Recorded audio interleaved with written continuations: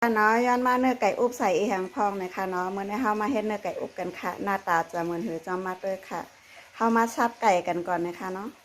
เฮาค่ะจะใจเนื้อไก่เฮิรนอุบนะคะเนาะไก่เฮิรนหรือว่าไก่เมืองนะคะเนาะจะสับตีนบอกหน่อยนะคะเนาะสับแล้วก็มาล้างกันก่อนค่ะป้อมล้างกระดูกย่อยๆมันจะมีจ้อมนะคะล้างก่อนค่ะเนาะล้างแล้วก็ใส่ในหม้อค่ะ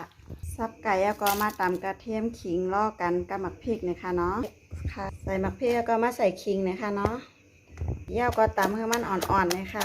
นี่ค่ะตำก็น่านก็อ่อนแล้วนะคะนอนแล้วค่ะใส่ในหม้อไก่กันค่ะซอยผักหมี่ใส่ซะไหนค่ะใส่ผักหมี่ย่าก็มะเขือส้มค่ะแล้วก็ข้าวหอมใส่ค่ะ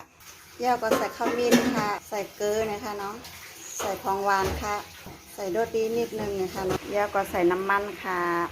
เอากะเกามาถึงเข้ากันนะคะเนาะแล้วก็ห่มผ้าไว้ค่ะห่มผ้าแล้วก็มาเปิดผ้าไก่กันนะคะเนาะโคไก่เพิ่งแตกตุ๊บๆตับๆก่อนนะคะเนาะแล้วก็จะใส่เอาน้ำมาใส่นะคะโคน้ำล่างไก่แห้งแล้วก็มาใส่น้ำกันนะคะเนาะเอาน้ำใส่ค่ะใส่น้ำแล้วก็ห่มผ้าไว้นะคะเนาะไปเหลือเท่าค่ะจะซื้อน้ำแข็งมาใส่ค่ะอยากกินเนื้อไก่เมืองหวานๆต้มถ่านเอานะคะเนาะค่ะน้ำเลือดนะคะเนาะน้ำแข็งใส่ค่ะใส่น้ำแข็งแล้วก็ห่มผ้าไว้นะคะเนาะค่ะใส่น้ำแข็งก็ย่ามาต้วยนะคะเนาะไก่ทั้งสองบาลานกันค่ะไก่มันลานก่อนน้ำมันจะแห้งนะคะ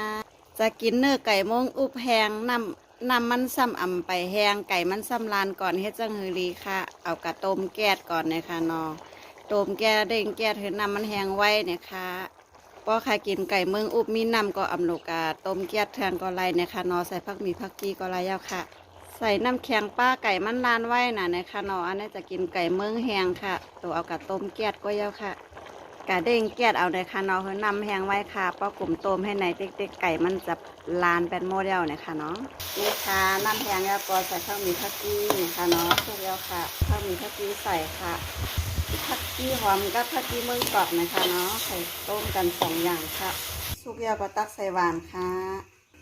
นี่ค่ะเนาะรูปร่างหน้าตาเป็นเจ้าไหนคะสุกยาวไหนคะเนาะค่ะข้าวจำเอากะลงคอมเมนต์ที่ย้อนมานั่นไหนคะเนาะค่ะข้าวจำแล้วค่ะว่างขวางบันแสก้ามไหนคะเนาะ